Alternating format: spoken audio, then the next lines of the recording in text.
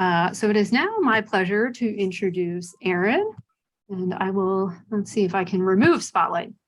So Erin Robichaud hails from Westerville, Ohio, and she is just finishing up her year of service with the Heritage Center as an AmeriCorps member in the Ohio History Service Corps program.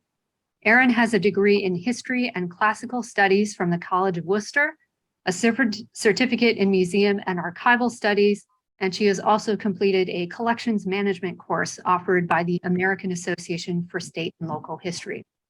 She is soon beginning another year of service as a local history member, again with the same program, but this time hosted by the Cincinnati Art Museum. So we will miss you, Erin, and we'll all wish you the best and know we'll be seeing you in the museum community in the future. So in addition to leading the Heritage Center's social media efforts for the past year and many other projects, Erin has spearheaded adding the 1940 census to HistoryForge with the help of a team of amazing volunteers. She will talk more about just what HistoryForge is, but I want to take this opportunity to applaud Erin for coordinating this massive initiative and the volunteers listening in tonight and those who couldn't make it for their hours of careful data entry and occasional detective work.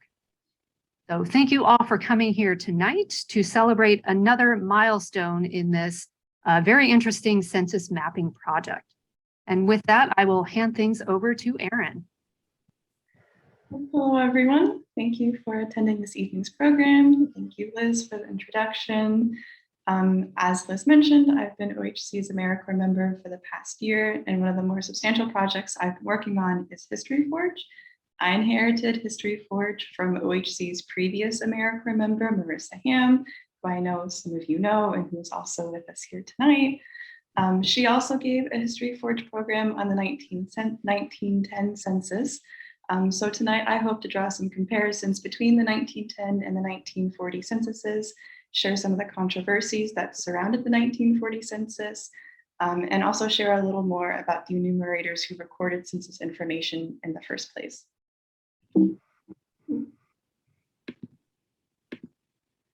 So for those of you who maybe aren't familiar with HistoryForge, HistoryForge is an interactive database that plots census information onto map layers. Here you can see I have the Sanborn Allen map from 1933 overlaid on a current Google map display. Each red dot that you see represents a different dwelling. And here you can see that I, for the screenshot, had my mouse over 129 North Pleasant Street. But if you're in the HistoryForge program and you click on this dot, a pop-up window will show you the household information at that dwelling from the 1910 and 1940 censuses if there's information available for those years. So this pop-up window gives you an overview of the residents who lived at 129 North Pleasant Street, which allows us to see change over time. For example, we can see that Jacob Berg lived here at this address in 1910 and in 1940. In 1910, he's listed as the head of household, while in 1940, he's listed as a lodger. We can also see select information such as age, race, sex, and occupation. And just in short, HistoryForge is valuable for the visual representation it gives of demographics for any given census year. So HistoryForge is based out of Ithaca, New York, through the History Center in Tompkins County, and it was generously supported by a 2-year grant for public engagement with historical records from the National Historical Publications and Records Commission of the National Archives. And I say was because unfortunately the team in Ithaca did not receive the grant funding they were hoping to get in the last grant cycle, but we're pretty positive that they'll get future grant funding after they rework their application. Thankfully, Oberlin's access to HistoryForge does not change with the lack of grant funding, which is good because I know I've already used HistoryForge several times for things like social media research. So OHC has worked with the History Center since November 2020, when they reached out and asked if we wanted to be one of their testing partners outside the state of New York. OHC accepted in part because it would be a great opportunity to offer virtual volunteer opportunities during the pandemic. So in January 2021, volunteers and staff began transcribing the 1910 census into the database. They also reviewed each record before it was published and made available to the public. And they finished the census in July 2021 in just 6 months, which is no small feat because all in all, between Oberlin's 2 enumeration districts, districts 124 and 125, they added 4,364 records to the database. And on screen, you just see 2 of the progress sheets that were used during this process just to sort of keep track of who had transcribed what sheet, reviewed what sheet, and so on. So one of the other reasons OHC agreed to participate in HistoryForge was so that we could have a tool that would help assess the effects of redlining in Oberlin, which, if you're not familiar with, redlining refers to the legal and unspoken ways in which housing segregation was enforced in the United States. So after the 1910 census year, OHC jumped to the 1940 census, just so we could see how housing disparities had changed over a more significant period of time than 10 years.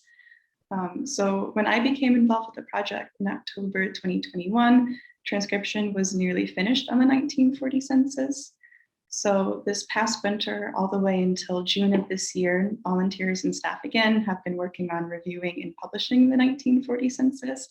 And I'm happy to announce that all the 1940 census records are now published in HistoryForge and available to view. And altogether, that's 4,309 records across 4 enumeration districts. So, of course, thank you to all the HistoryForge volunteers who have given their time and shared their love for local history with OHC so that we could continue to participate in HistoryForge and also add to this research tool. So I'll give a short demonstration of how to use HistoryForge at the moment, but at the end of the presentation, we'll share a link for HistoryForge in case you want to start using it tonight after the program or tomorrow or whenever you get a chance. So you can find HistoryForge on the Oberlin Heritage Center's website. If you go to the Research and Learn tab, you'll get a drop-down menu, and in that list of resources is one titled Census Mapping Project. If you click on that tab, it will take you to OHC's page about HistoryForge, and there you'll find direct links to the 1910 census and the 1940 census, but also the HistoryForge homepage. So if you click on the HistoryForge homepage, it will take you to the homepage for Oberlin. You can see that we have a section of the 1910 Sanborn map of Oberlin, just so you know you're on Oberlin's homepage and not one of the other sites from New York. Here you can see that First Church is on the map. So once you're on HistoryForge, there are 2 ways of looking at census data. First, you can click on the Forge tab, which takes you to the screenshots you saw earlier of all the little red dots around town. Like we did with 129 North Pleasant Street, you can then click on a red dot and a pop-up window will appear. And you can click on the individual records from that pop-up window, and it will take you to the larger record of that individual. Second, you can search for specific individuals or for certain demographics by clicking data and then selecting the 1940 census. So by clicking data, it will redirect you to this tab where you can see a list of all the census records. And you can see here that we have all 4,309 records, which is a bit overwhelming and not very helpful. But you can click on filter, and that will allow you to filter the records for whatever search terms you enter. So to give you an example, let's say that I want to search where African-American residents lived in Oberlin. So we're going to click on the filter button and scroll down and click on the search category we want, which in this case is race. By selecting a search filter, it will prompt you for more information. By selecting is one of in the drop-down menu, it will ensure that we get exact matches in our search results. And we can select either one or as many of these different races as we would like, but because we're interested in African-American residents, we're just going to click on Black and then hit Submit. So HistoryForge will redirect you to a new tab with just your filtered results. And you can see that 898 records have populated in HistoryForge. From here, you can either scroll through all the records listed and click on a name, or click on the view right here and see that individual's full record, or you can click the Map It button and that will plot just these records onto the Forge. So we're going to map it in HistoryForge. Like I said, it will take us to the Forge. And you can see immediately where African-American residents lived in Oberlin at the time of the 1940 census. The larger red dots you see indicate where clusters of African-American residents lived, because we're too zoomed out at the moment for them to be individual dots.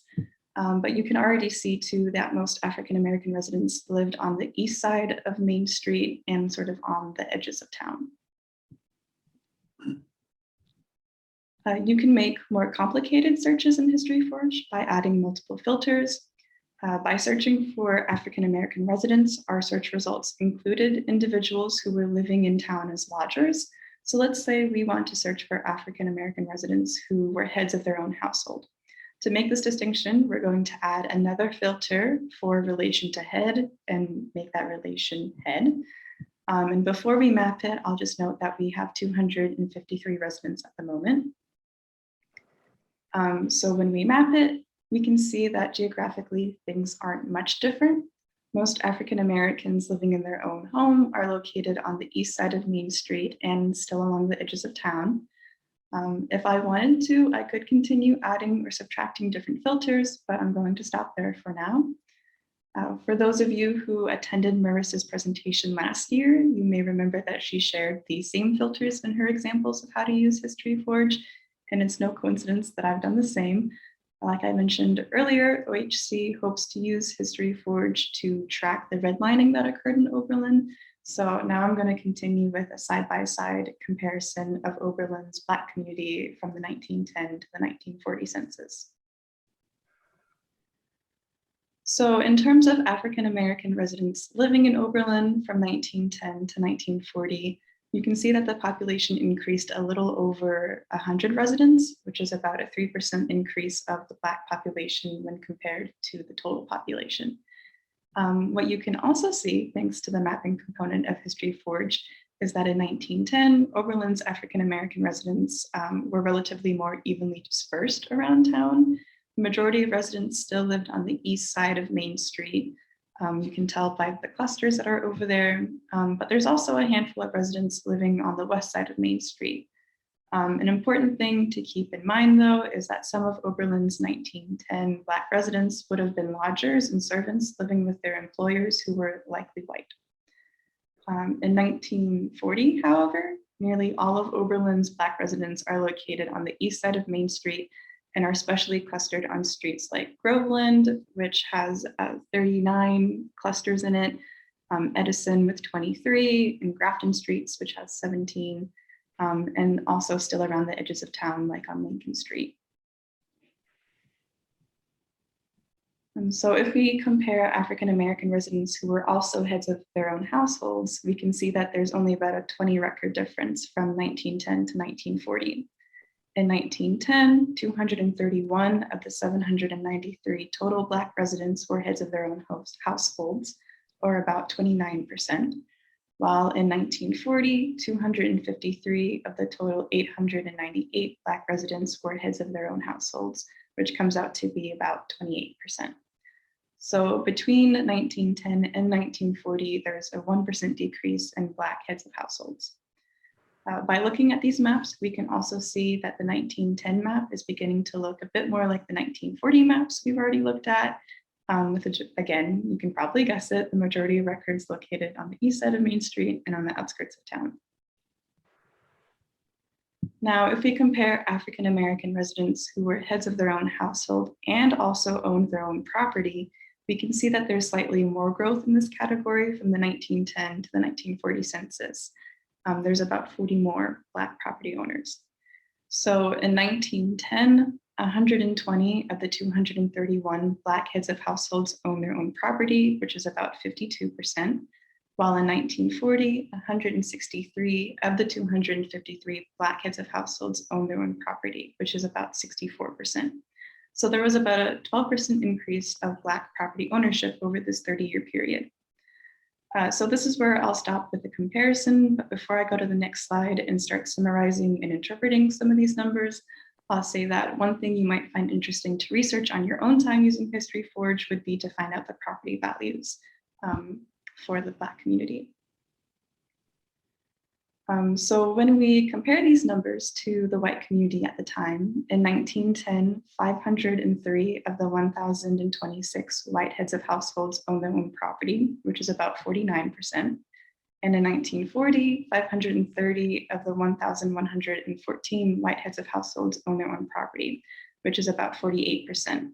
So over this 30-year period, white property ownership actually decreased by 1%. So in both 1910 and in 1940, a larger percentage of Black heads of households own their own property as compared to white heads of households who own their own property.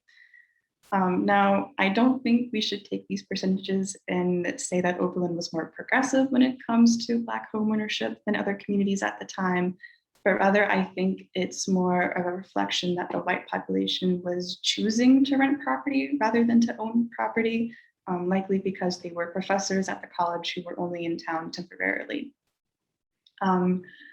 But based on HistoryForge's data, redlining in Oberlin appears not so much about barring Black residents from owning property, it was more about defining boundaries in town where Black residents could own property. And it appears that Black residents were excluded from living by Oberlin College and the surrounding neighborhoods.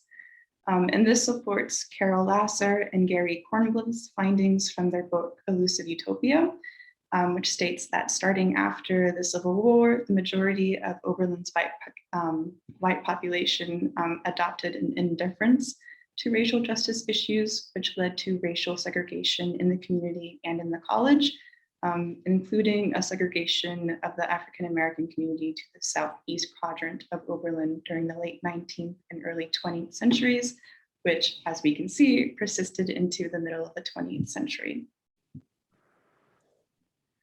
So now I want to share some statistics and findings unique to the 1940 census. At the time of the 1940 census, the United States was just beginning to come out of the Great Depression, which, if you're not familiar with, it was the longest lasting and most severe economic recession in American history. It lasted roughly 10 years, from 1929 to 1939, and during the height of the Depression in 1933, about 25% of Americans were unemployed, and those who were able to keep their jobs, they received an almost 50% cut in their income. And part of the reason that the Depression lasted so long was because it was kind of self-perpetuating. After the stock market crash in 1929, when investments plummeted, consumers spent less money, so companies lowered their prices and decreased their productivity, which created employee layoffs and factory shutdowns, which meant that even more consumers were spending less, which meant that companies were producing even less products, which led to even more layoffs, and so on. It was a bit of like a snowball effect type of thing going on. So as a result, it was more difficult for families or individuals to save or spend their way out of the Depression. So as a way to address the high employment rates that afflicted the country, President Franklin D. Roosevelt created federal work programs that generated new job opportunities. The most well-known of these are probably the Civilian Conservation Corps and the Works Progress Administration.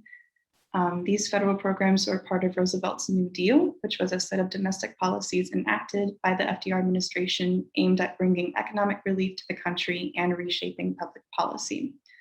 So let's see how many Oberlin workers were employed in a federal work program in 1940. So in the 1940 census, anyone over the age of 14 was considered available or able to work. So this would put the available working population of Oberlin at 3,528 individuals, or about 82% of the total population.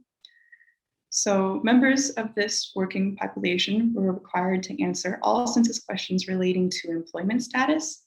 Among other things, these individuals were asked which category of worker they belonged to: a private or non-emergency government worker, a public emergency worker, if they were seeking work, if they were currently employed but temporarily absent from their occupation, or if they were not working because of school, they did housework, they were unable to work, or for another reason.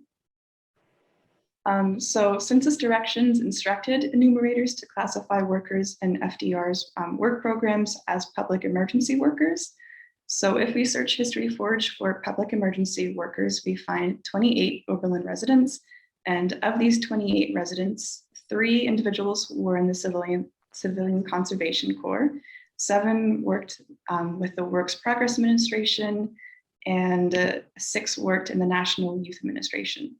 And I know these numbers don't match up with what's on screen right now, but I promise they will here in just a second. We find, however, that some federal program workers were not listed under public emergency workers. For example, 20 Works Progress Administration workers were listed under seeking work, meaning that the last job these individuals had was through a federal work program. But also 2 more Works Progress Administration workers were listed under private non-emergency work, and 2 National Youth Administration workers were also listed under private non-emergency work. And this is probably the result of census enumerators not following directions when they were recording down information, although as we'll discuss later, it may not entirely be their fault that they didn't follow directions. So all in all, 40 Oberlinians were enrolled in a federal work program, or a federal work program had been their last occupation in 1940. And this made up about 1% of Oberlin's available workforce. Examples of some of the projects that these workers did included housework, cement finishing, ditch digging, bookbinding, clerical work, and patrolling. Unfortunately, though, FDR's work programs were not able to find employment for everyone. So let's look at how many Oberlin workers were unemployed. So if we search for those categorized as seeking work in HistoryForge, 135 Oberlinians were unemployed at the time of the 1940 census, making up about 4% of the available working population. Those who were unemployed were also asked how long the duration of their unemployment was in weeks. And of the unemployed population, the majority of individuals had been unemployed for 21 to 30 weeks.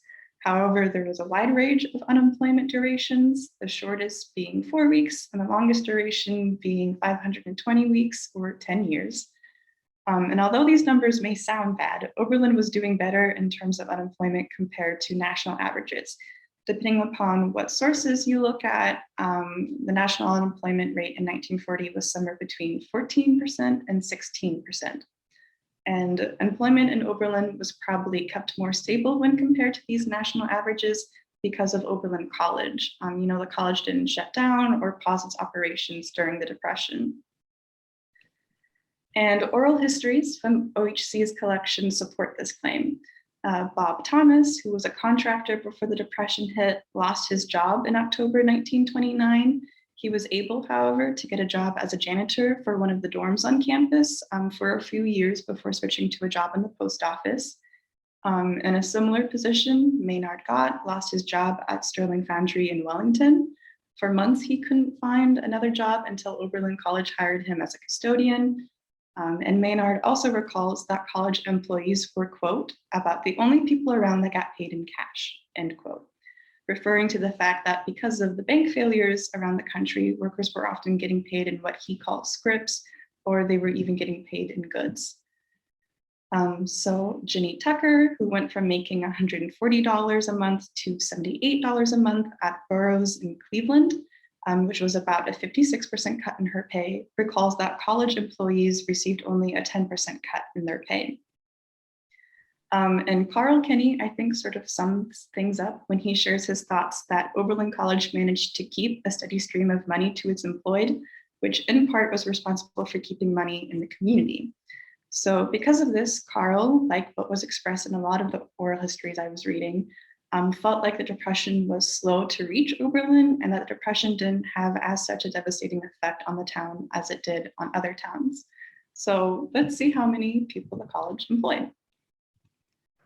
So if we include individuals who listed Oberlin College, the conservatory, or dormitory as their place of industry, Oberlin College employed 475 workers, or about 27% of Oberlin's available workforce.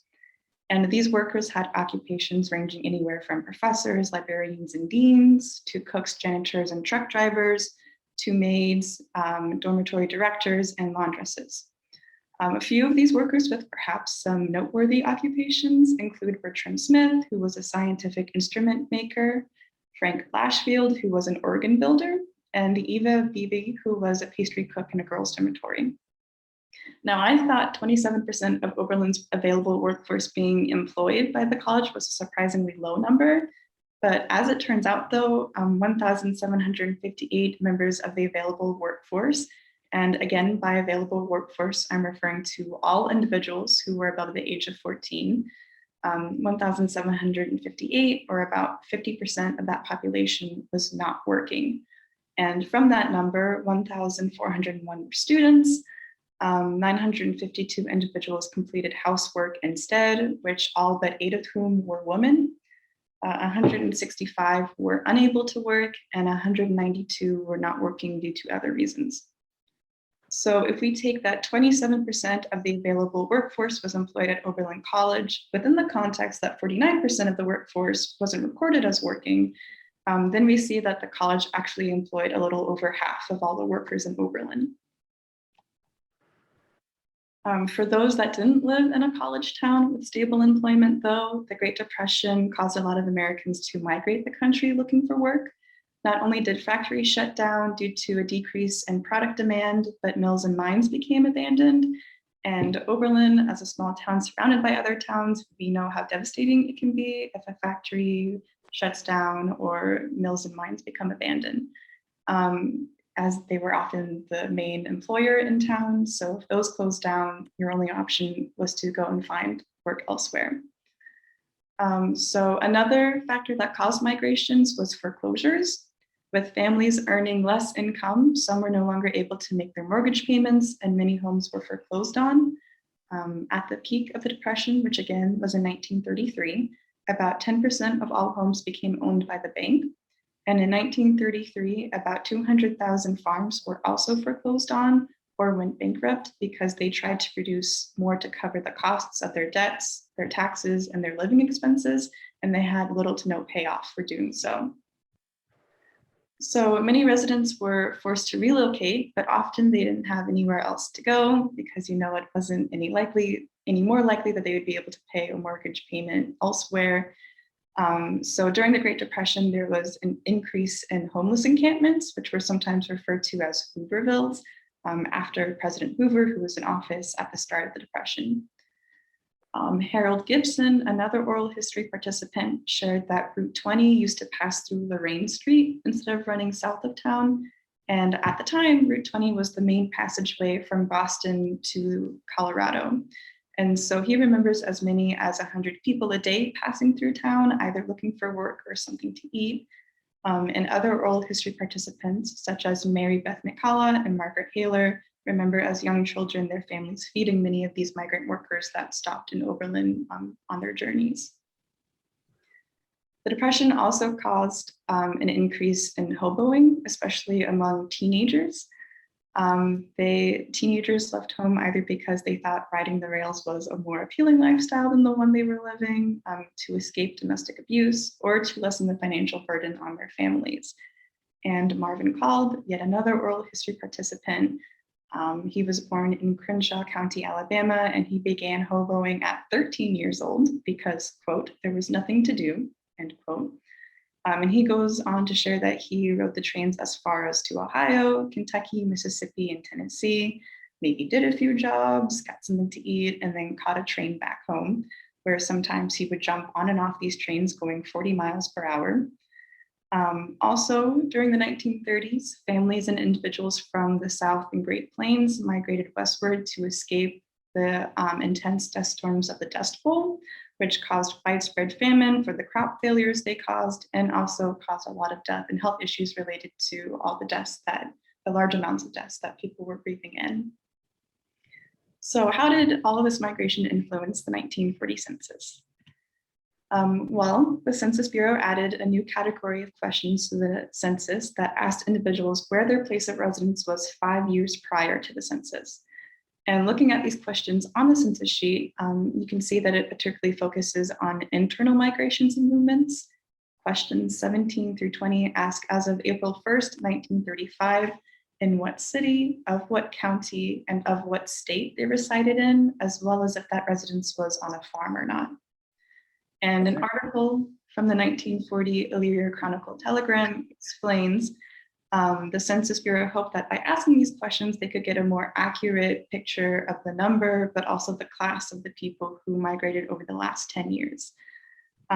Besides place of residence, there were also other new questions added to the 1940 census, including questions about income. So the Census Bureau added 2 questions relating to income, questions 32 and 33, which asked what was the amount of wages or salary an individual received in 1939, and if an individual earned income of $50 or more from other sources other than their wages or salary in 1939. And this was the first time the census was asking for income information.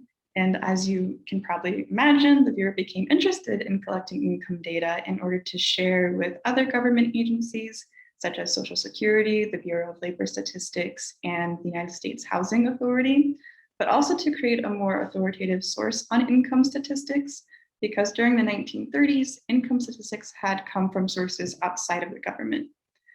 And as you may also be able to imagine, because this was the first time in history that the Census Bureau was asking about wages and salaries of US residents, the Bureau expected there to be objections and outcry about these 2 questions, and objections there were.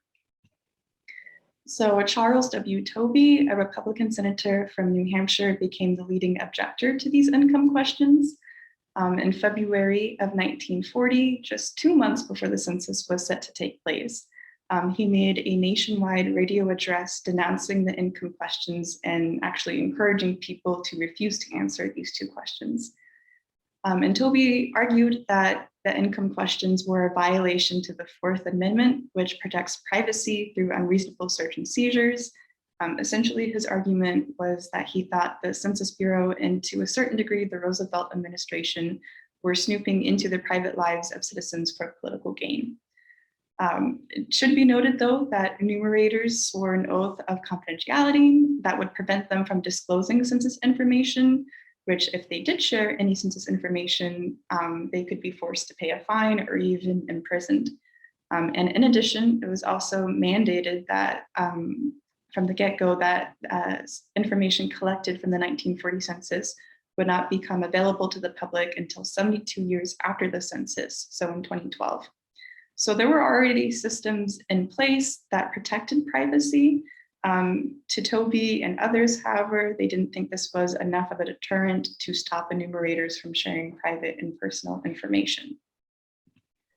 What Tobey's argument did, though, was capitalize on the distrust, especially that of conservatives, that was growing around the country for what they believed were the real ethics and motivations of FDR's administration and of the New Deal. For example, Bob Carter, a news broadcaster who was known for his caustic personality, he was published in the March 12th Elyria Chronicle Telegram, saying that census income questions were there to help FDR's administration promote a social revolution. He refers to members and supporters of the administration as leftists and New Deal radicals. Evidently, though, Carter's definition of a social revolution is one that, quote, seeks to even out the disparities of opportunities that exist for the average American, end quote. So perhaps it's not surprising in his article that he has racist undertones to it. He's writing as a white man. He even goes so far as to discredit FDR by likening his goal of evening up disparities in the country as the same sort of argument that Hitler made to gain support, and that it would eventually lead to the destruction of a free and individualistic America. Thankfully, though, not all Republicans shared the same sentiment as Tobey and Carter. For example, Senator John Moses from North Dakota encouraged his constituents to comply with the enumerators and answer the 2 income questions. In response to Tobey's attacks, President Roosevelt is quoted as having said that, quote, it's an obvious political move and nothing else, end quote, referring to the fact that 1940 was a presidential election year. And I would have to say that I agree with FDR's statement because in August 1939, The Census Bureau completed a special census in St. Joseph and Marshall counties of Indiana as a test run for the 1940 census. This special census questionnaire included all the questions the Bureau intended to ask on the 1940 census, including questions 32 and 33, to see if any of the questions they were asking were too difficult to answer or if they were objected to. And results from this special census revealed that only about 1 in every 50 test subjects objected to income questions. And according to these sources, they could be persuaded with little effort to sort of answer these questions. So questions 32 and 33 actually performed well on the special census, and so they were kept. And there were questions that the Bureau decided to scrap because of the special census, including questions such as how many bathtubs do you own and how many people use it, which is a little bit personal. But if a concern over personal privacy was Toby's main concern, then I imagine he would have made an objection about questions 32 and 33 more than 2 months before the census was set to begin. Nevertheless, though, Toby introduced a Senate resolution that would remove questions 32 and 33 from the census. And although the resolution passed in the Senate Commerce Committee, Senate leaders failed to bring the resolution out of committee into the Senate floor for a vote. The Census Bureau feared, however, that Toby and his supporters had stirred enough controversy around these income questions that people would refuse to answer them. So the Bureau strategically placed questions 32 and 33 at the end of the census. So in case somebody refused or individuals even kicked enumerators out of their homes, enumerators would already have all the information they needed for the rest of the census. And the Bureau also made a compromise with the opt-in method, where instead of telling the enumerator your income information, you could instead fill out a special form, seal it in an envelope, and then turn that into the enumerator to give to the Census Bureau. And when all was said and done nationwide, about 2% of the working population shared their income using this opt-in method, and about 200,000 individuals refused altogether to provide their income information. Now, this fear that enumerators would snoop on your personal information and then share it with local or national government, or even use it for town gossip, was not completely unfounded by Toby and his supporters. Enumerators were selected on the basis that they lived within the districts that they were going to record. So it was very possible that you knew who your enumerator was and that they would be learning private information about you that you wouldn't share with them otherwise. So I think it's understandable that people were hesitant and a little untrusting of sharing their income. Carter, in his article, though, claims that subversive groups were essentially planting their agents as enumerators, who would then gather census information and turn it into the government for fueling the social revolution.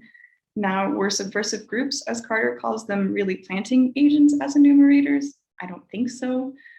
But again, this idea that certain groups could push their members as enumerators is not a far cry from a historical issue with the census leading up to 1940, which is that political parties pushed their members as enumerators.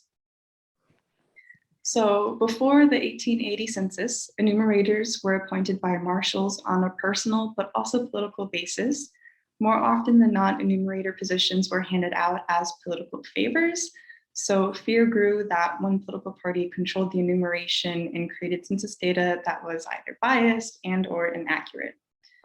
So starting from 1880 onwards, the selection process for enumerators became more and more based on merit rather than personal or political affiliation by adding examinations and other checks to the selection process.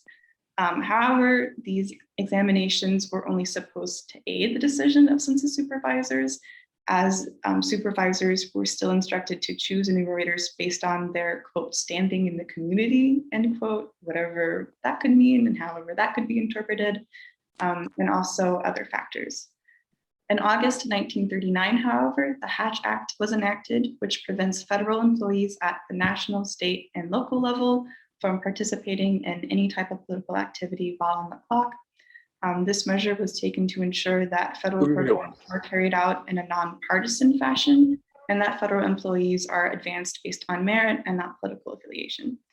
So the Hatch Act, once and for all, stopped the practice of selecting enumerators for their political affiliation.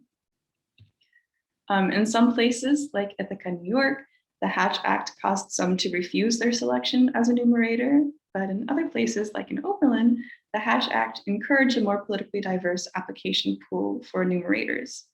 So an article from the Oberlin News Tribune from March 26, 1940, writes that enumerators were expected to be members of the Democratic Party because in the past, that's who enumerator positions were given to. When the potential 1940 enumerators took their examinations, however, the article mentions in passing that several were well-known Republicans.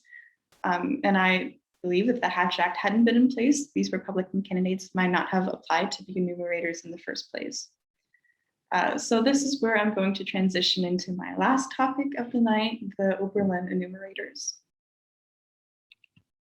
So there were 6 enumerators assigned to Oberlin for the 1940 census, 4 for the population schedule and 2 for the agricultural schedule, but I would like to focus on the population enumerators, who were Margaret West, Thalia Bradford, William H. Wright, and Mercedes Singleton.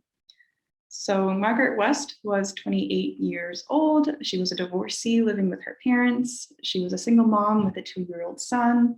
She graduated from Oberlin High School in 1929 and completed 2 years at the Oberlin Business College. And on the 1940 census, she's listed as not working because of housework. Thalia Bradford was 34 years old. She was married and had a 6-year-old son. Her highest level of education was a junior in high school, and like Margaret, she did housework.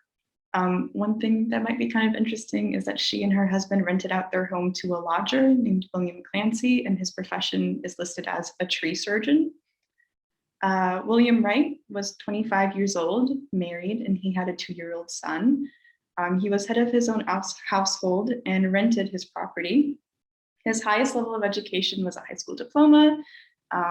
5 years prior, he was living on a farm in Allegheny, Pennsylvania, though in Oberlin, he worked as a cook for the college. There's also a newspaper headline from 1938 describing that he's asking permission to open a billiards parlor and sell 3.2% beer there, but unfortunately, I haven't been back to the library to know if he did get permission or not.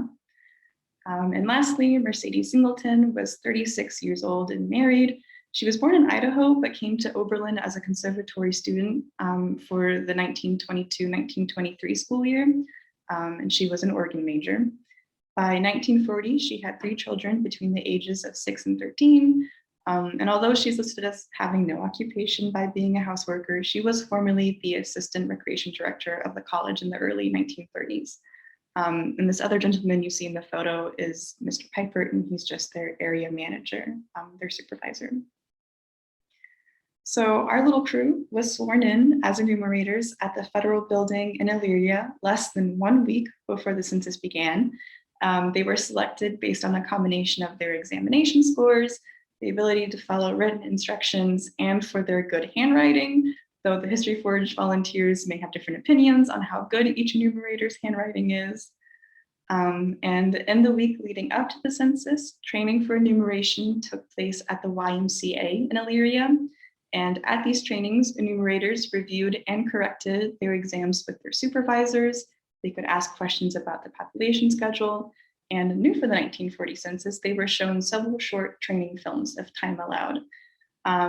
Because they were sworn in less than 1 week before the census was set to start, training was shortened from 3 days to 2 days. And that was true of all 95 enumerators for Lorain County.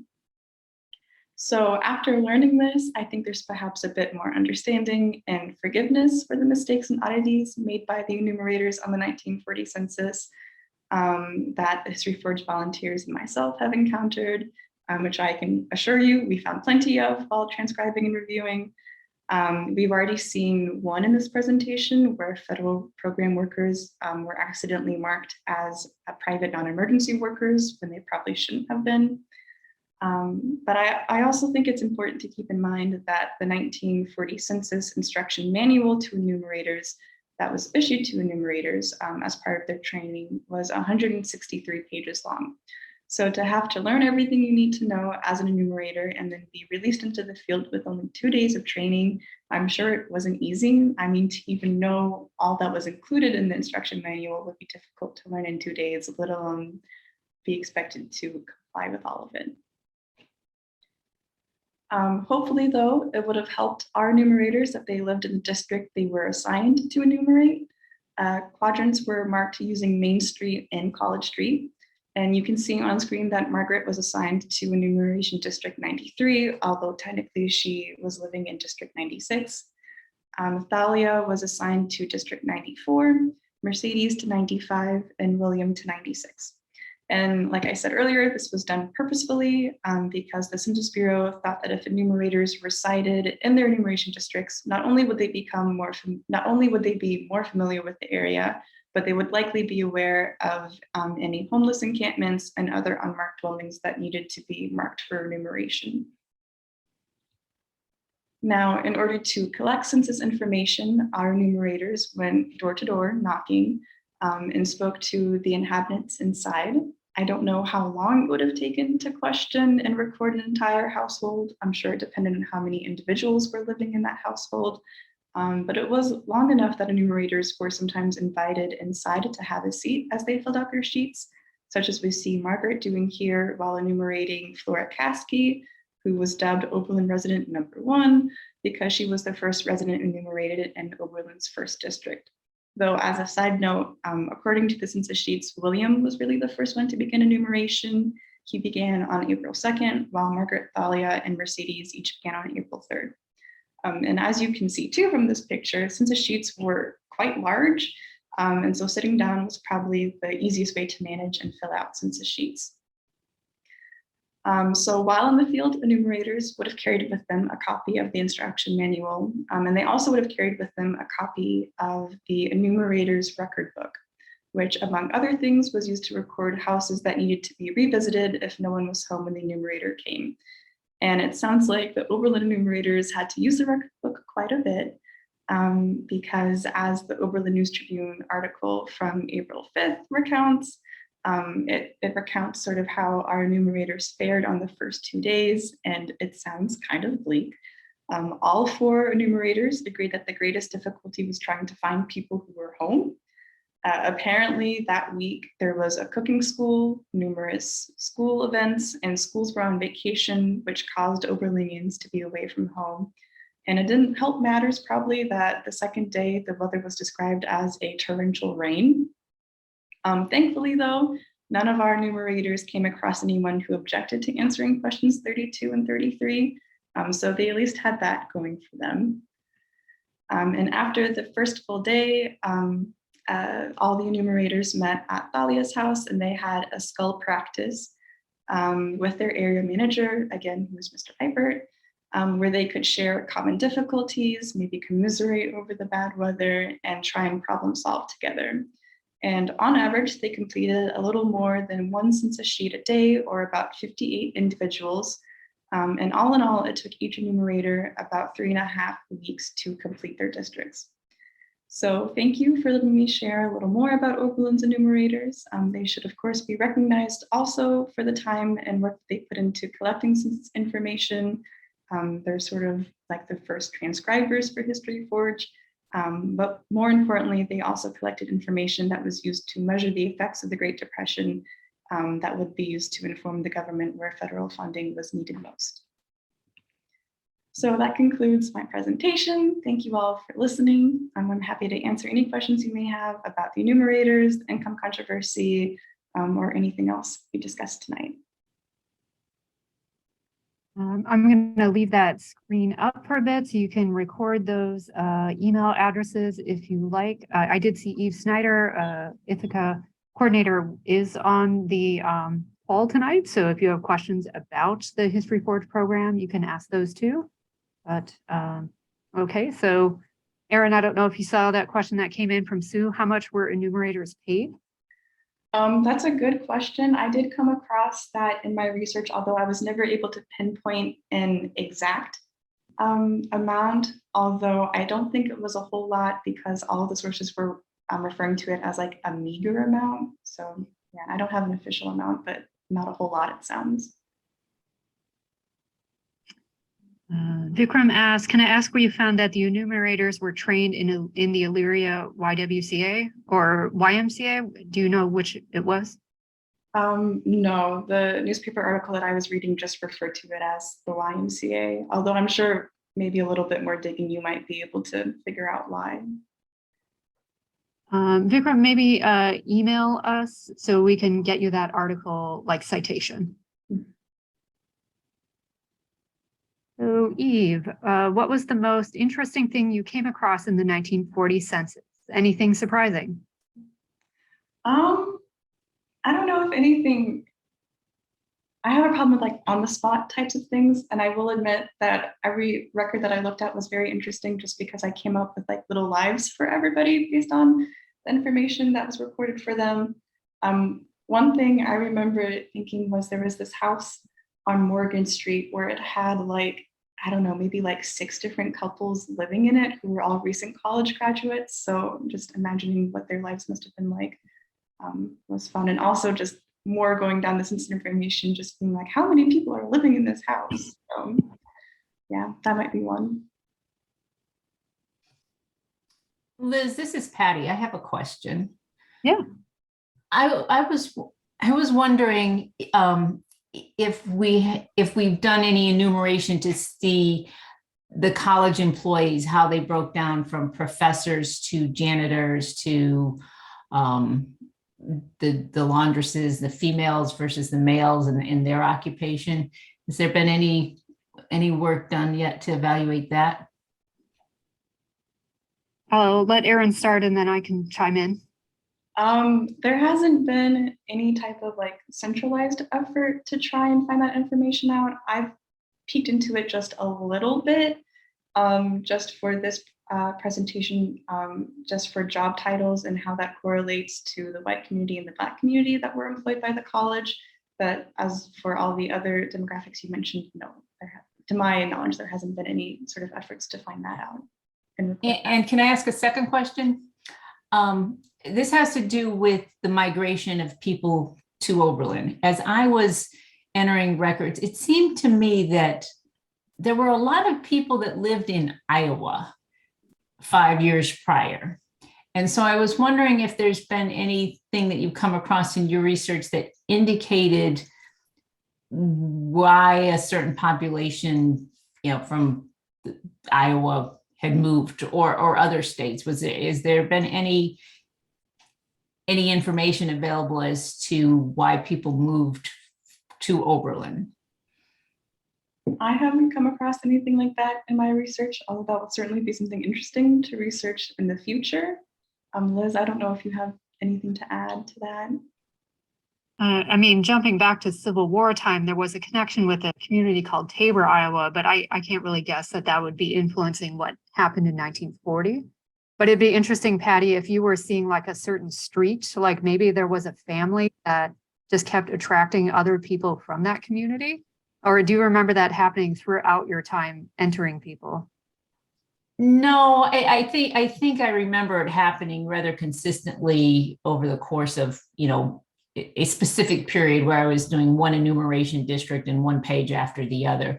But I don't know, maybe that's something I'll play around with HistoryForge and do some filters and to see if I can find any commonality amongst the residents and where they were 5 years prior.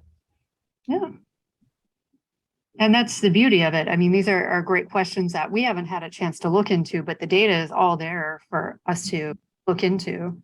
I will say I have seen two other comments come in, but I want to go back to Patty. Were you asking about like the college demographics based on the divisions? Are you curious about certain splits or positions, or, what do you think you might find by looking at the different Oberlin College jobs? I guess I was looking, I was curious about the numbers of higher paid professors versus the number of the lower paid cooks and janitors and the proportion of the employees that were the higher paid employees versus the lower paid employees. Interesting. Yeah, we can look into that. I can also send you the little bit that I've done too as well, sort of after the presentation. Okay, thanks. And I'll just add in at the very end before we sign off, I will be putting the link to HistoryForge in the chat box. So at the very end, if you want to just jump right into putzing with the data, that link will be there for you. Just wanted to read a comment out loud from Carol. Fabulous presentation. Can't wait to try out HistoryForge. Thanks. And Sue Weidenbaum had a question. Were there any dormitories in 1940? And if so, how were they enumerated? And I just want to put out a shout out to Suzanne McDougal because I know she ran into some dormitories. Erin or Suzanne, if you want to jump in. Yeah, so dormitories were listed on the 1940 census. Sort of the way that they appear on the census sheets is sort of before the enumerators get to the dormitories, they have like a little note saying, here begins the enumeration of college dormitory. And they fill it out sort of as a usual census record with sort of the street number, the household number, the street name, but they don't include whether it was owned or rented, I believe. Suzanne, is that right? I'm forgetting which part they left blank. But yeah, and then everything else was filled out normally. So we kind of had to go back and figure out through the directory what dormitories were listed on what street and just add a note that this is probably blank dormitory. It wasn't terribly consistent, I think. Sometimes there wasn't a street number. They would say, this is the such and such dormitory, and you had to figure it out. Where it was exactly by looking at the city directory or something. And sometimes there was just a list of names and you weren't sure, were these, were these students, well, I mean, I assume they were students and so forth. Sometimes there would be a matron at the top of the list as if it were head of household and then all the family members under it. But anyway. And I suppose you mentioned that at the beginning, there would be that here begins the enumeration. And at the end, there would be another note saying here ends the enumeration. Just a quick comment. This is Carol. I did a little bit of playing around with the 1940 census. And as I recall, it does not list students who have home addresses elsewhere. They're listed with their parents. So as I recall, there were some interesting international students who might be listed, but the dormitories do not list all of the Oberlin College students. Thank you for sharing that, Carol. And yeah, I think between census years, whether or not they enumerated the college or not really affects what you're looking at in terms of total numbers. Bob, I saw you had unmuted. Did you have a question or comment? I have a question about using HistoryForge. I live in a small town in Massachusetts, and we didn't have street numbers until after 1950. So you can't tie people to specific houses very easily. I wonder if there's a workaround for that. I think this might be a question for you. I can jump in quickly if that's okay. Hi, let me just start my video. Hi, Bob. We're working on that right now for, we're expanding Ithaca HistoryForge into Tompkins County HistoryForge. We're in Tompkins County, New York. And Ithaca is, the city of Ithaca is the only city in the county. There are 9 towns. None of those towns had street addresses even in the 1950 census, I should say standard street addresses as we kind of think of them today in cities. Sometimes they had the street name listed. They usually by 1950 had the street name listed, but they didn't have those addresses. So we're using our different towns and thinking about how to do that. Using various map resources that we might have available. Most of the towns did not even have Sanborn maps. There's 1 or 2, I think, but and those were earlier.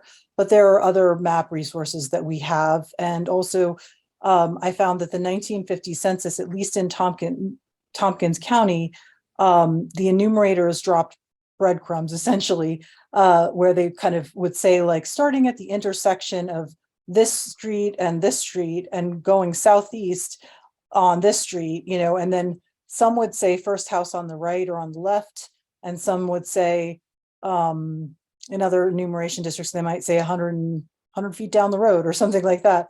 And so we're going to be using that and working with people in those communities to look at where those places might have been. We have maps using the 1950 Census Enumeration District maps, which in our case, luckily for us, were a 1940 highway map of Tompkins County that has buildings at least along the roads, not so much in the outlying areas, but the ones that kind of go along the main roads, and then kind of seeing, well, what's still there, what's that street address today. So we are trying to work on those workflows, like coming up with different workflows for communities so that it will become something that communities like yours can take on and do and consider doing, you know, based on your resources and how looking into kind of the examples that we're giving. Thank you. I appreciate that. You're welcome. Thanks, Eve. And you've had your phone up, your hand up for a while, the Weidenbaums. Yeah, this is Kevin. I think in this last census, the enumerators were told for when it came to students, you counted them where they were on April 1st and you counted them in their dormitories. So this is different. Of course, the 2000 census was not done on April 1st. It wasn't done until the summer. 2020 census. So I really am curious, and I don't expect anyone here to know how they really did the 2020 census in regard to Oberlin College students. I don't know. It will take another 72 years for us to find that out. But I think that sort of speaks to just the fact that each census year is different, sort of with the questions that they ask and how it's done and everything. So it's not always a direct comparison between census years.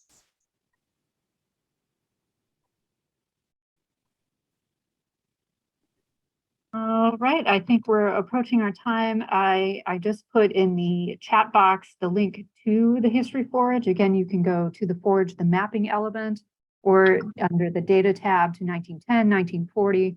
But those filters are really where you can start to play around with the data and look at some of those things. So thank you all for coming tonight. Thank you to all of the people who helped with the data entry and also the review process, and to Marissa Hamm and Erin Robichaud for overseeing this project during years where it was great to have some digital volunteers, but this really is, I think, a resource. As Erin said, we have already used it in multiple ways to answer both short questions, but also these greater social issues that we talk about, but sometimes don't have data for. So just wanted to appreciate everyone who participated in the project, and of course to Eve and her team out in Ithaca for setting up this amazing program. And you're getting kudos coming in. All right, well, thank you so much, everyone. And we'll be back in touch about our future programs, but do have fun with the data. Dig into it, it's great. Have a good evening, everyone.